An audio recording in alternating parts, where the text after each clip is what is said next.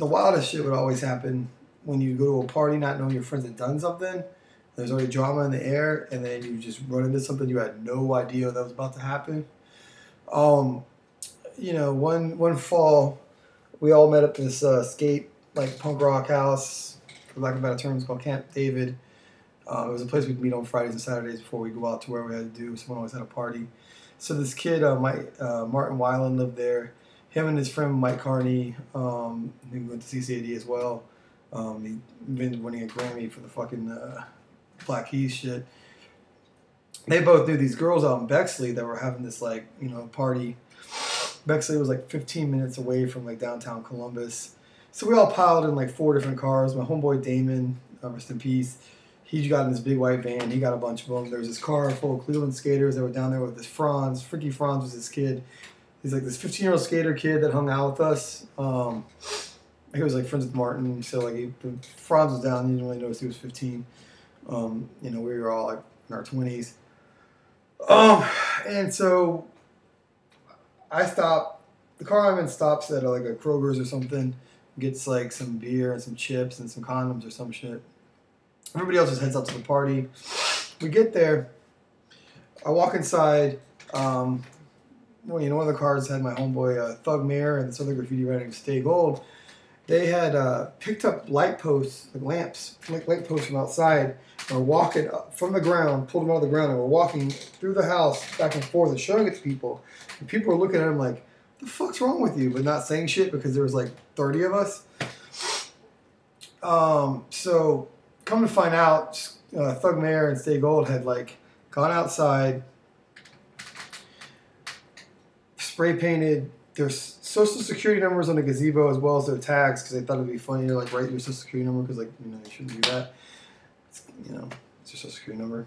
And then they also climbed the roof of the apartment complex and cut all the direct TVs and satellite dishes. So everybody's satellite TV and cable went out. Then they came down and they lifted the poles. So all the neighbors were already kind of pissed because they couldn't watch TV. Anyway, so I didn't know that had happened. So I just walk in. Scorpio was drinking some fucking mixture of like Jolt iced tea and like Everclear and something probably gross, but and sweet. Probably like put Skittles in it or something. Anyway, so they were all fucked up. I sit down on the couch. One of the girls that lives there, she puts on Mother by Danzig. And one of the girls that lived there, she looked kind of like a Suicide Girl. She had like blonde hair, tattoos. She starts dancing on the coffee table to Mother, like singing it, like Mother. And she's like gyrating her hips like fucking like Selma Hayek and Dust to Dawn. So I'm looking at her like, okay, it's your house. If you want to fucking dance on the table with Mother, fucking Thug Mayor's on the couch next to me. He's like a little wiry, like kind of like for lack of a better term, like just cool hipster kid with blonde hair, like glasses, like cut off t-shirt, like tats, but like cool looking though, not like shitty looking. He starts jumping up in the air and doing like fucking like high kicks and like David Lee Roth like fucking theatrics on the couch. I had no idea that he had like already fucked a bunch of shit up and they were already mad. So he's doing this. I don't know where the girl just jumps on top of him and starts punching him in the face like pow, pow, pow, pow, pow, pow.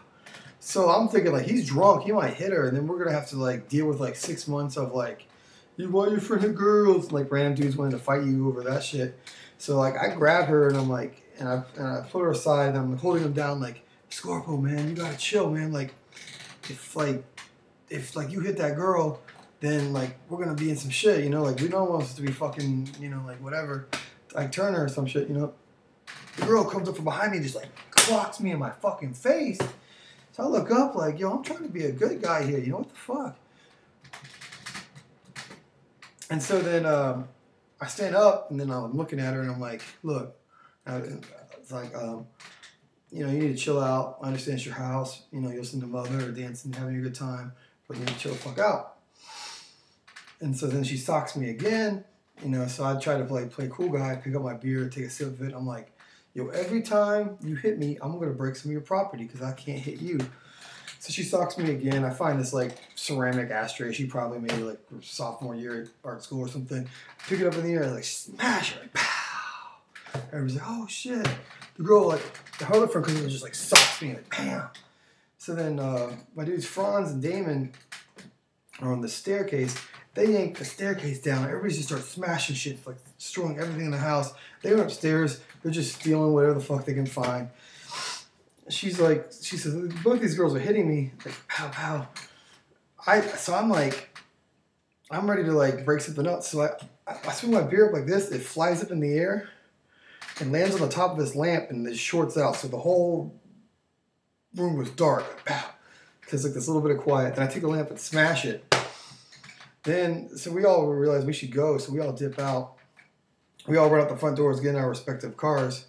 My dude Scorpo, or Thug Mayor, he walks over, he kicks out the front window of her house, like the front window of her apartment building, like, pow, kicks it out. He's like, don't fuck with us.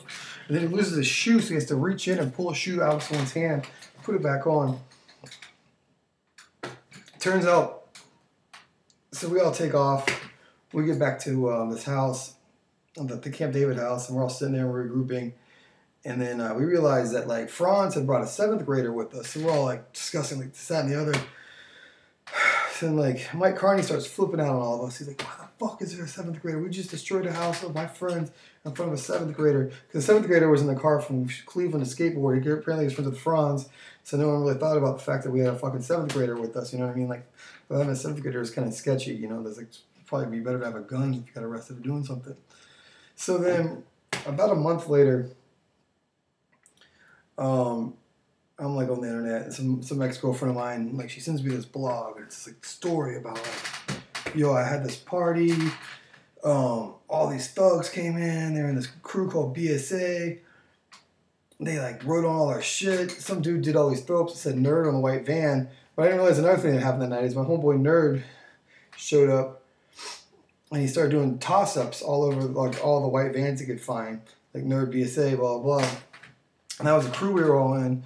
So my ex-girlfriend's like, why the fuck did you cherish this girl's house? I know it's BSA because that's the shit you wrote. These girls got evicted, blah, blah, blah, blah, blah. And I'm just kind of like, look, it didn't go down like that. This girl was punching me. I didn't know what to do. So we just broke her shit. We didn't know that she would get evicted. You know, that's fucked up. They got evicted, but whatever. With like bygones be bygones. So then it turned out that I worked at this record store at the time, and the owner's daughter was friends with both the girls. And apparently there was like this video of the whole thing going around on school. And so then the owner's daughter was kind of like, well, you know, Wes, he's cool, he's a nice guy. And so the girls, I guess, took her word for it and felt kind of bad. So they came in and apologized, and they brought some liquor in to the record store, and we got drunk, and they were just like, we shouldn't have hit you. So that's how that shit ended up. So, you know, the moral of the story is like, I guess, you know, watch out what your friends do.